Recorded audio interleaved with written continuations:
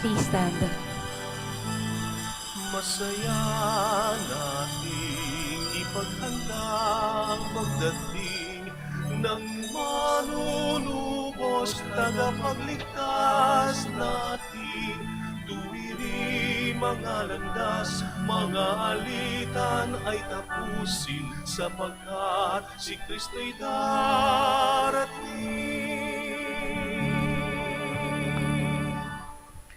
Good afternoon, my dear brothers and sisters, and welcome to the Minor Basilica of Our Lady of the Rosary of Manaoag.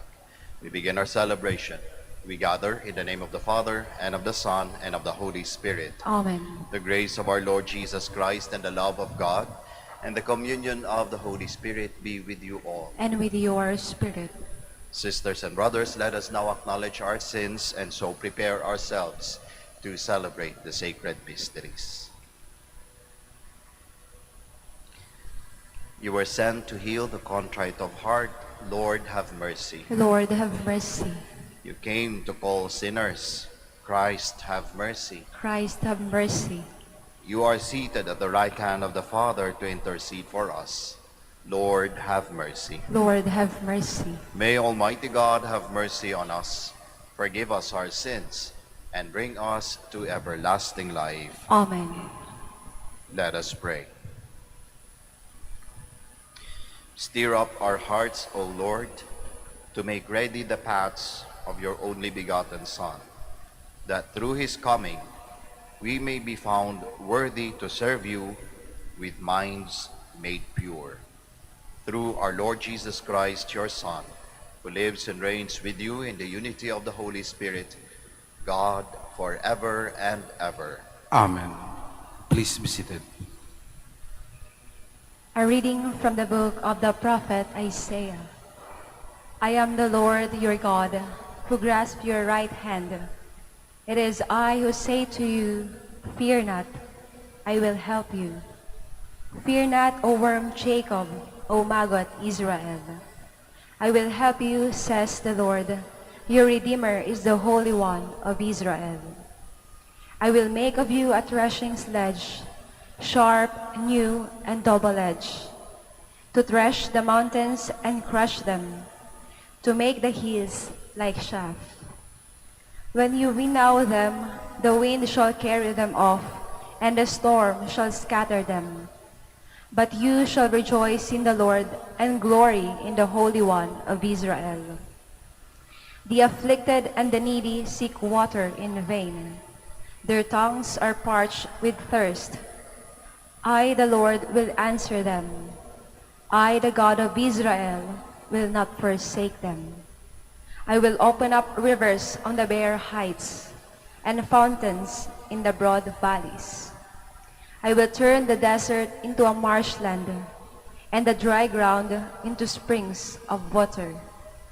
I will plant in the desert the cedar, acacia, myrtle, and olive.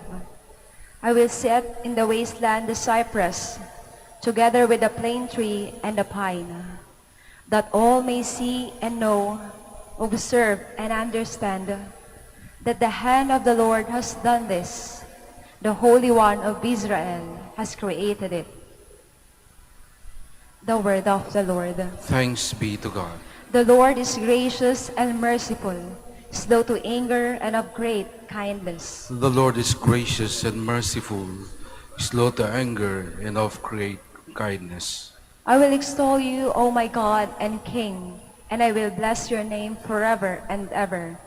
The Lord is good to all and compassionate toward all his works. The Lord is gracious and merciful, slow to anger, and of great kindness. Let all your works give you thanks, O Lord, and let your faithful ones bless you. Let them discourse of the glory of your kingdom and speak of your might. The Lord is gracious and merciful, slow to anger, and of great kindness. Let them make known to men your might and the glorious splendor of your kingdom. Your kingdom is a kingdom for all ages, and your dominion endures through all generations. The Lord is gracious and merciful, slow to anger, and of great kindness. Please stand. Alleluia, alleluia. Let the clouds rain down the just one, and the earth bring forth a Savior. Alleluia, alleluia.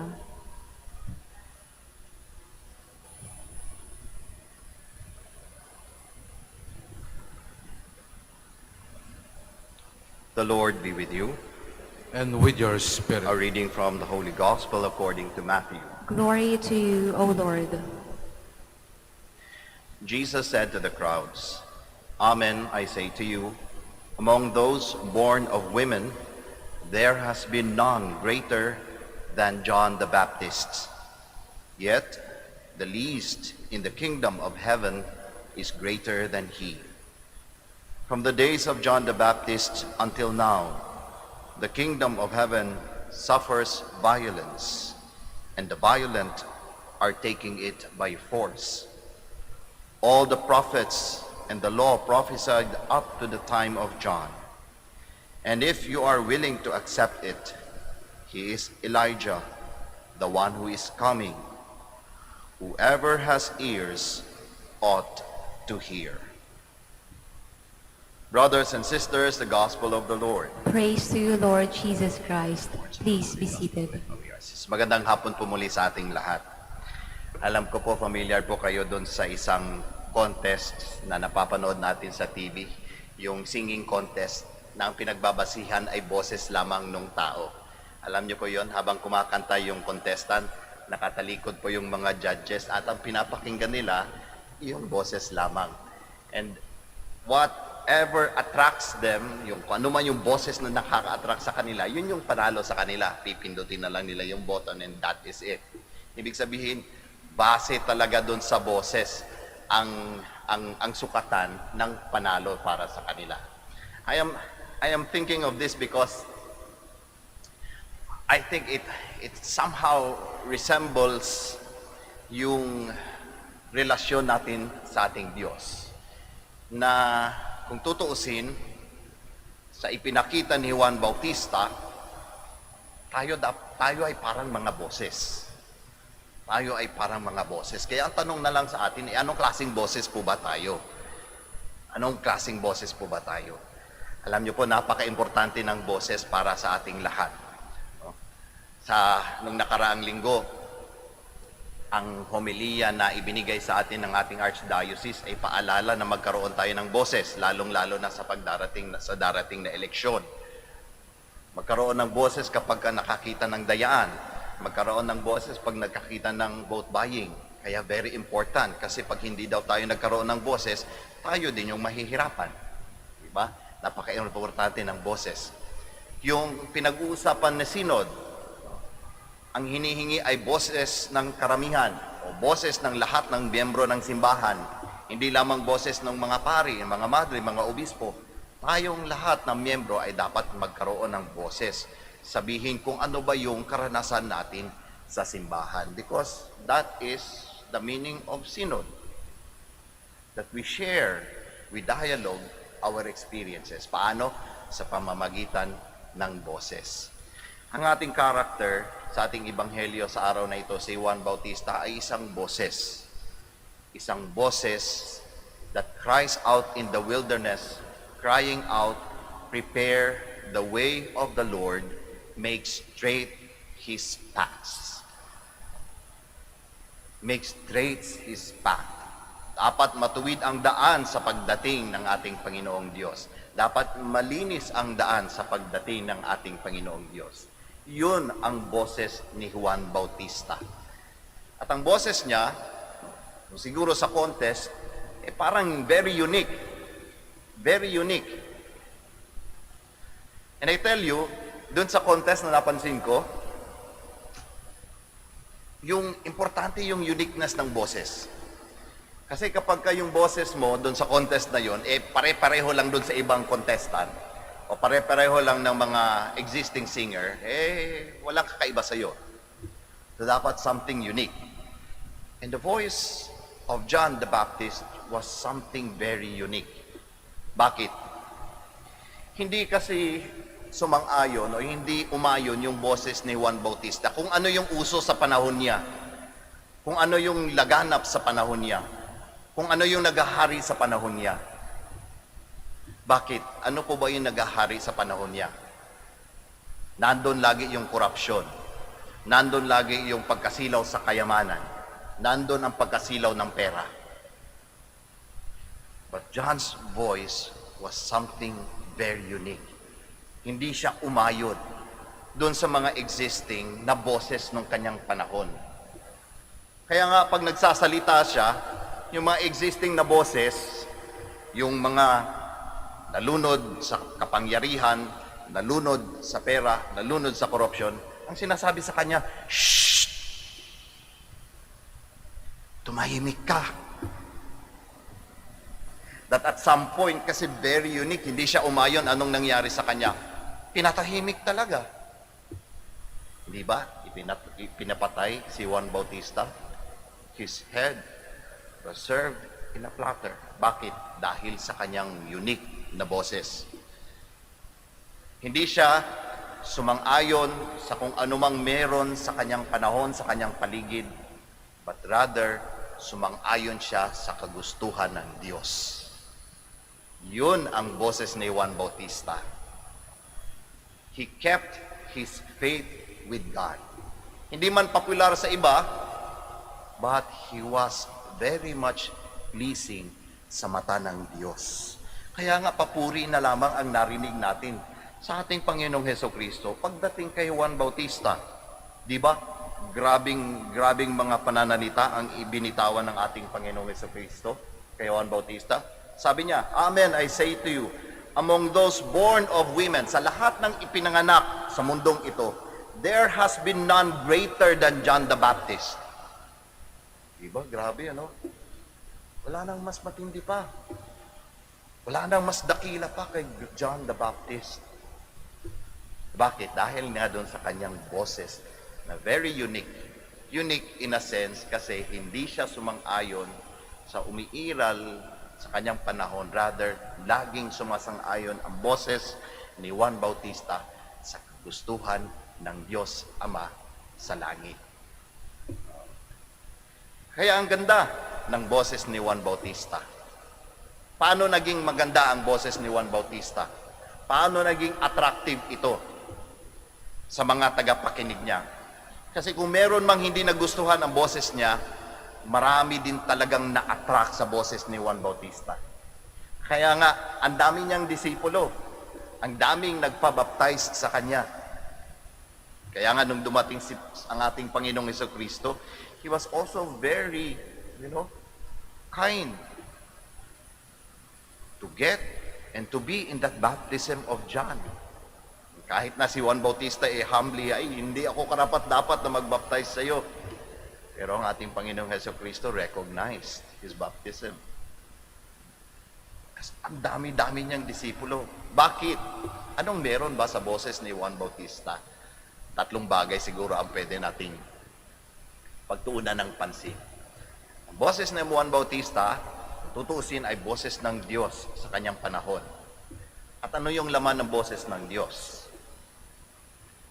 Una, boses ng katotohanan, which for us is very relevant sa ating panahon. Boses ng katotohanan. Sa dinami-dami ng fake news sa panahon natin ngayon, yan ay very important. Yung katotohanan. At alam ko hindi madali.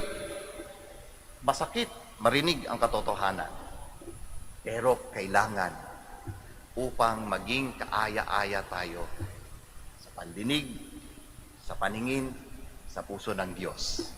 Parang si Juan Bautista. Katotohanan ang lagi sinasabi niya. Kaya nga naa-attract. Sa panahon natin ngayon, ang hirap, di ba? Ng katotohanan. Pero pag nakakita ka ng totoo, nakarinig ka ng totoo, ang ganda sa pakiramdam. Ikaw mismo, na nagpapakita ng katotohanan, di ba ang sarap sa feeling? Kaysa yung meron ka laging tinatago. Meron kang hindi sinasabi lagi. Boses ng katotohanan. Pangalawa, boses ng katarungan. He is a voice of justice. Because of the corruption of the time of John, marami talagang kinawawa. At hindi siya tumigil para itama ang mali. Kaakibat yan yung katotohanan. Kaya nga, ipinapugot ang ulo niya. Kasi meron siyang gustong itama. Hindi para siraan yung kanyang tinatama, kundi para maging mas mabuti yung kanyang tinatamang tao. Para mas maging katanggap, hindi lamang sa mundo, kundi sa mata ng Diyos. His voice of justice was not meant to destroy. Rather, it was meant to build. To build. Minsan kailangan ganun, di ba? Kapag nasisira na yung bahay at gusto nating pagandahin ulit, kailangan tibagin muna para mag-build ulit, para mas maging matibay, para mas maging maganda at kaaya-aya sa paningin, maging attractive. Ganon ang boses ni Juan Bautista. Boses ng katarungan.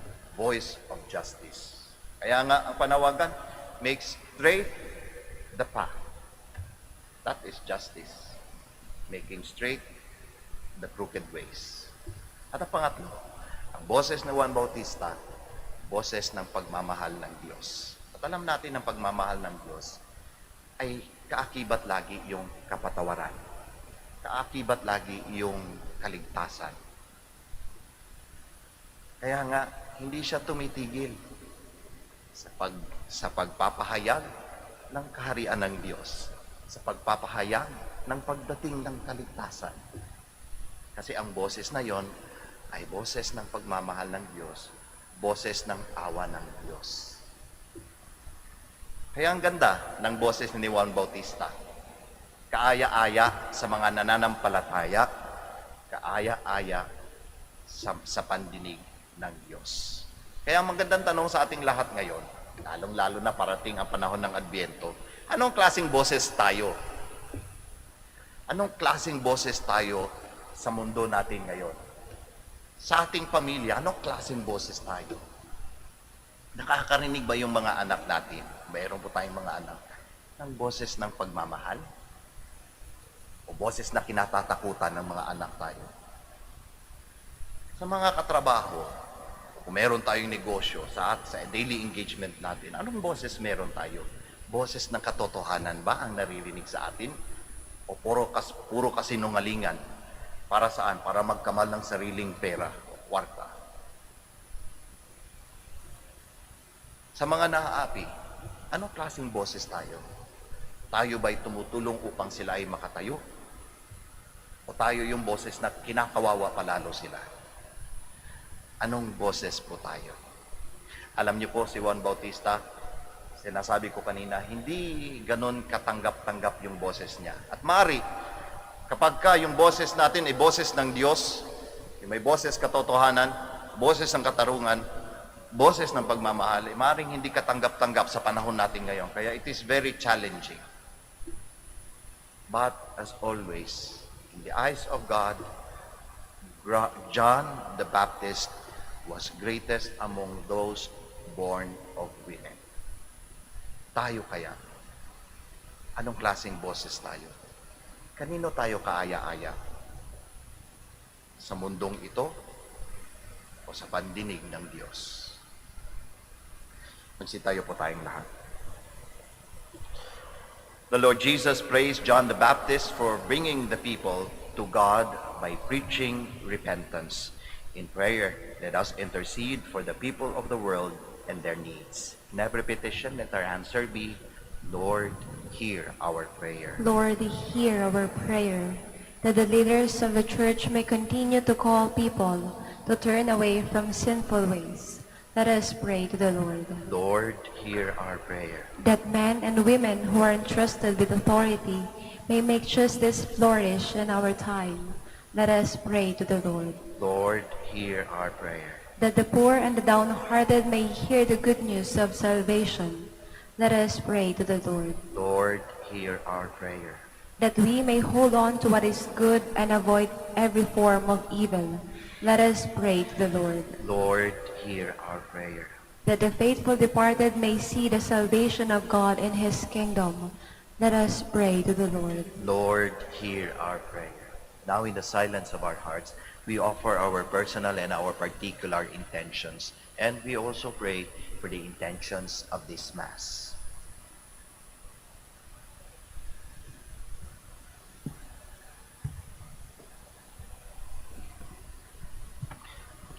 Father, in your love, listen to the voices, to our prayers, and make us like John the Baptist, fearless and humble witness of your Son's teaching throughout the world. We ask this through Christ our Lord. Amen. Please be seated.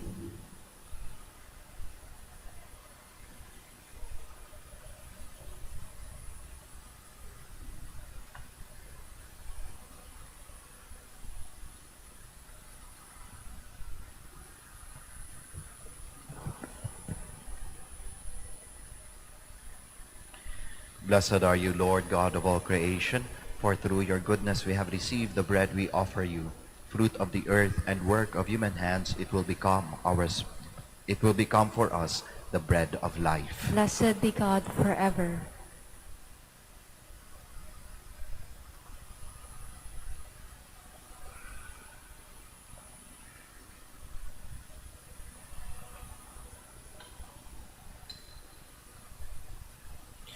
Blessed are you, Lord God of all creation, for through your goodness we have received the wine we offer you. Fruit of the vine and work of human hands, it will become our spiritual drink. Blessed be God forever.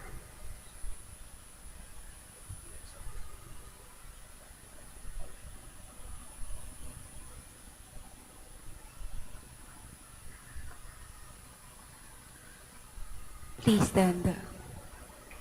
Pray, my dear sisters and brothers, that your sacrifice and mine may be acceptable to God, the Almighty Father. May the Lord accept your sacrifice at hands for the praise and glory of his name, for our good and the good of all his holy church. Accept, we pray, O Lord, these offerings we make, gathered from among your gifts to us, and may what you grant us to celebrate devoutly here below gain for us the prize of eternal redemption. Through Christ our Lord. Amen. The Lord be with you. And with your spirit, Lift up your hearts. we lift them up to the Lord. Let us give thanks to the Lord our God. It is right and just. It is truly right and just, our duty and our salvation, always and everywhere to give you thanks, Lord, Holy Father, Almighty and eternal God, through Christ our Lord. For all the oracles of the prophets foretold him. The Virgin Mother longed for him with love beyond all telling. John the Baptist sang of his coming and proclaimed his presence when he came. It is by his gift that already we rejoice at the mystery of his nativity, so that he might find us watchful in prayer and exultant in his praise. And so with angels and archangels, with thrones and dominions, and with all the hosts and powers of heaven, we sing the hymn of your glory, as without end we acclaim. Holy, holy, holy Lord God of hosts, heaven and earth are full of your glory. Hosanna in the highest. Blessed is he who comes in the name of the Lord. Hosanna in the highest. Please kneel. You are indeed holy, O Lord, the fount of all holiness. Make holy, therefore, these gifts, we pray, by sending down your Spirit upon them like the dew fall, so that they may become for us the body and blood of our Lord Jesus Christ. At the time he was betrayed and entered willingly into his passion, he took bread, and giving thanks broke it, gave it to his disciples, saying, "Take this, all of you, and eat of it, for this is my body, which will be given up for you."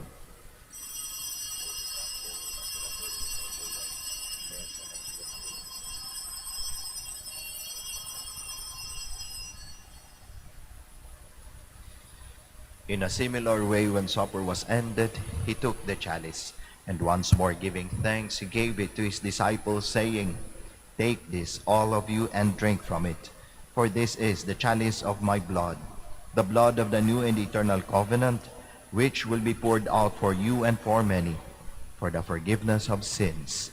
Do this in memory of me."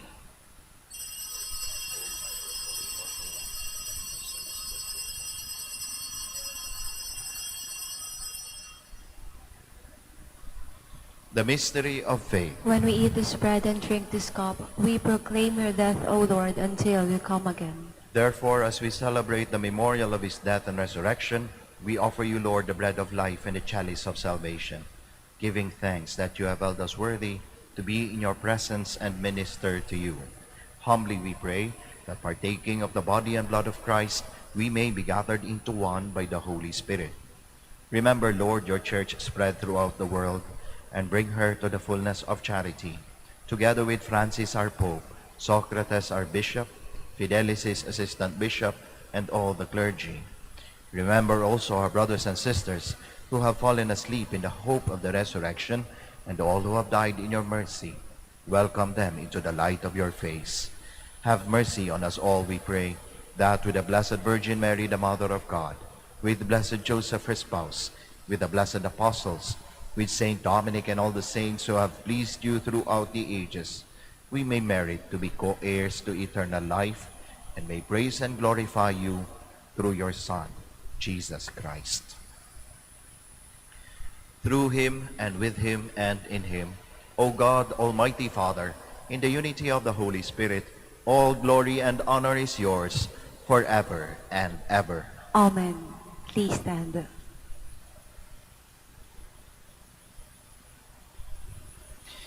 At the Savior's command and formed by divine teaching, we all dare to pray. Our Father, who art in heaven, hallowed be thy name.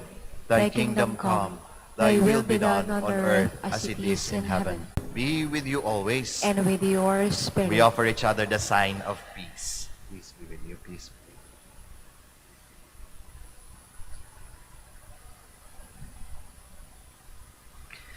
Lamb of God, You take away the sins of the world, have mercy on us.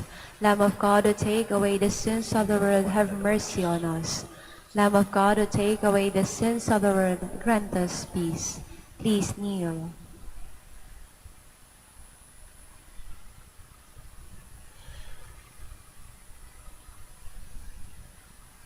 behold Jesus, the Lamb of God, the Son of Mary. Behold him who takes away the sins of the world. Blessed are those called to the supper of the Lamb. Lord, I am not worthy that you should enter under my roof, but only say the word, and my soul shall be healed. Corpus et sanguinis Christi custodes tenendi ambulum.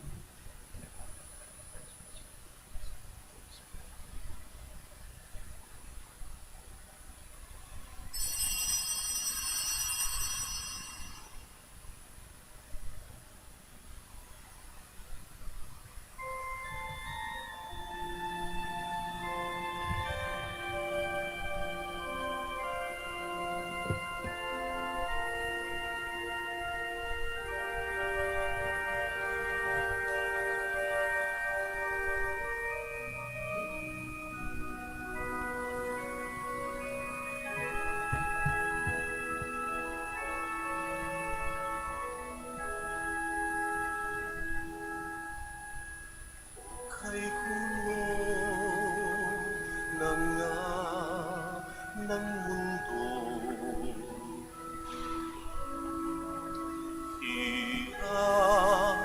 sa kuna at lungkot, kaya't sama-sama tayong manalangin dahil darating na ang Pasko. Panginoon, halina, umarito ka. Sagipin mo ang bayan, ikaw ang pag-asa. Gabay ng mga mahihirap. Panginoon, iligtas mo ang iyong bayan.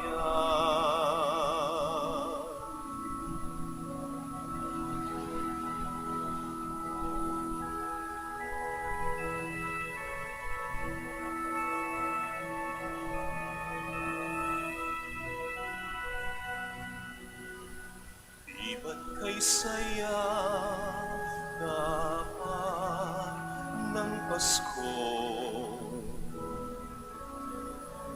Kung bawat pamilya ay buo,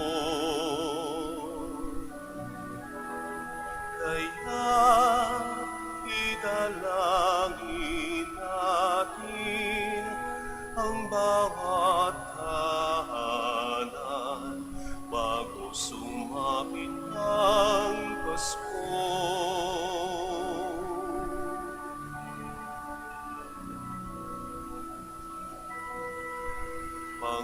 Panginoon, halina't pumarito ka. Sagipin mo ang bayan, ikaw ang pag-asa. Gabay ng mga mahihirap. Panginoon, iligtas mo ang iyong bayan.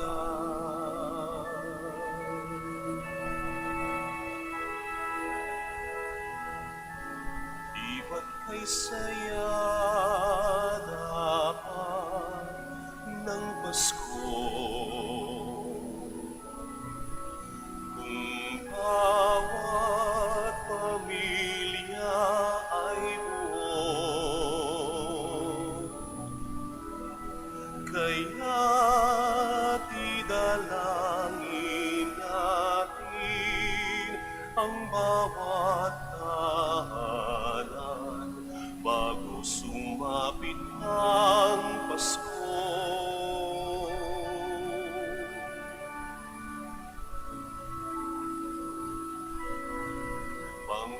Panginoon, halina't pumarito ka.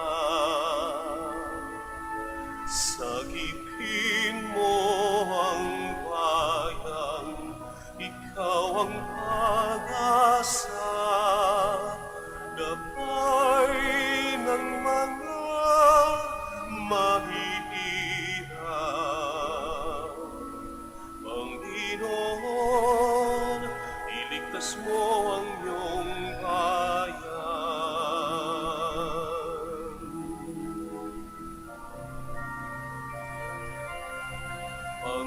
Panginoon, halina't pumarito ka. Sagipin mo ang bayan, ikaw ang pag-asa. Gabay ng mga mahihirap. Panginoon, iligtas mo ang iyong bayan.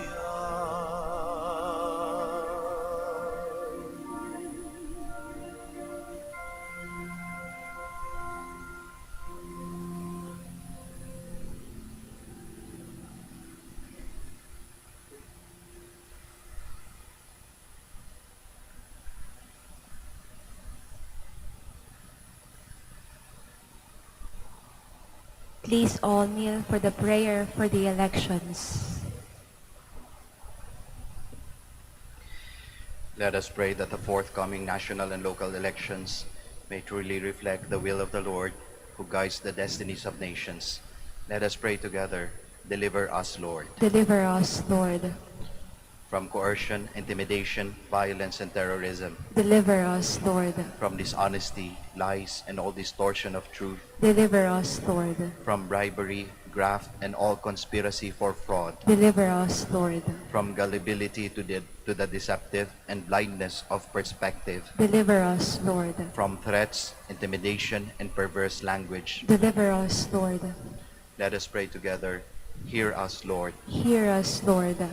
that conscience may always be our ultimate norm, Hear us, Lord. that the common good may always be our highest goal, Hear us, Lord. that human dignity may be respected all the time, Hear us, Lord. that the poor and the weak may always have the priority, Hear us, Lord. that care for creation may never be ignored, Hear us, Lord. that solidarity may guide the path of peace and development, Hear us, Lord. that genuine fear of God and love of neighbors may guide those who seek public office. Hear us, Lord. Let us pray. Shepherd of souls and Savior of the nations, politics is your gift to us, a call to serve others and grow in holiness. Guide our politics as you guide our lives. May our political engagement for voters and candidates bring glory to your loving name and help us grow in holiness forever and ever. Amen. Please stand. Let us pray. May these mysteries, O Lord, in which we have participated, profit us, we pray.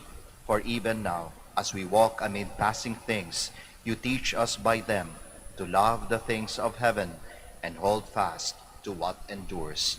Through Christ our Lord. Amen. Bago po tayo magtapos ng ating misa, ako po'y magpapasalamat sa ating lector, commentator, sa ating acolyte and Eucharistic minister, at sa inyong lahat po na nagkiisa sa misang ito. Maraming salamat po. The Lord be with you, And with your spirit. and may Almighty God bless you all, the Father, the Son, and the Holy Spirit. Amen. The Mass is ended. We all go in peace. Thanks be to God. We shall now have the prayer for the blessing of the sick and the blessing of our rosaries and other religious articles. Our help is in the name of the Lord. Who made heaven and earth. Let us pray.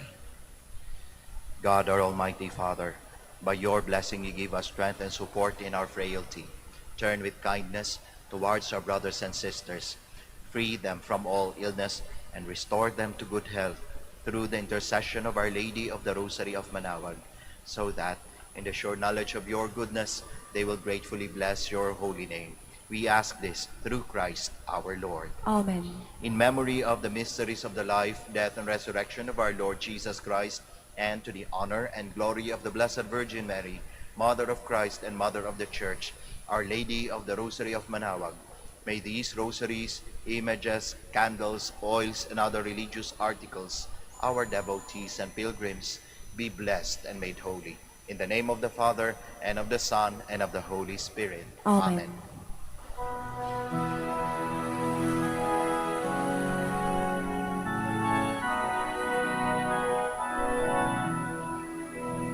O beautiful Mary, our loving Mother, do help us and lead us to our way to heaven. O beautiful Mary, the world honors you.